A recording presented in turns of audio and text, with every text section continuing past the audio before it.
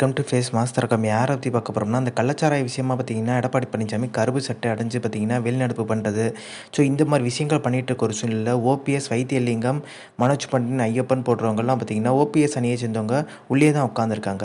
So இவங்களால பார்த்தீங்கன்னா எடப்பாடி பழனிசாமிக்கு சிக்கல் வரும், பெரும் சிக்கல் வரும்னு நம்ப முடியுதா?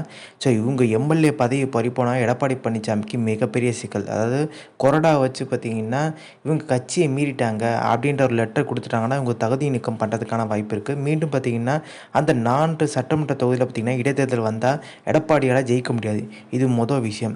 இன்னொரு விஷயம் பார்த்தீங்கன்னா ஓபிஎஸ் அணியை சொந்தவங்க கையெழுத்து போட்டு விட்டும் போயிடுறாங்க. ஸோ கையெழுத்து போடலன்னா பார்த்தீங்கன்னா என்ன சிக்கல் வரும்னா ஓபிஎஸ் அணிக்கு 6 மாதம் பார்த்தீங்கன்னா சட்டமன்றத்தை அட்டன் பண்ணாமல் இருந்தால் அது வந்து காலியானதாக அறிவிக்கப்படும். ஸோ அதனால் பார்த்தீங்கன்னா ஓபிஎஸ் அணியை சொந்தவங்க கையெழுத்து போட்டுட்ருக்காங்க. ஆனால் எடப்பாடி பழனிசாமி பார்த்தீங்கன்னா கொறடா வச்சு வேலுமணியை வச்சு சபாநாயகர்கிட்ட இவங்க பார்த்தீங்கன்னா எங்கள் கட்சி உறுப்பினராக கருதாதீங்க, ஸோ அதனால் தகுதி நீக்கம் பண்ணீங்கன்னு சொல்லிட்டு எடப்பாடி பழனிசாமி இந்த ஒரு வார்த்தை லெட்டர் கொடுத்தா கண்டிப்பாக அங்கே திருப்பி இடைத்தேர்தல் வரும். இப்போ நம்மளுக்கு தெரியும் இந்த விக்கிரவாண்டி இடைத்தேர்தலே இவங்க புறக்கணிச்சிட்டாங்க. எதனால் புறக்கணிச்சாங்க? எடப்பாடி பழனிசாமி 10 தோல்வி பழனிசாமி 11 தோல்வி பழனிசாமி மாறிடுன்னு சொல்லிட்டு.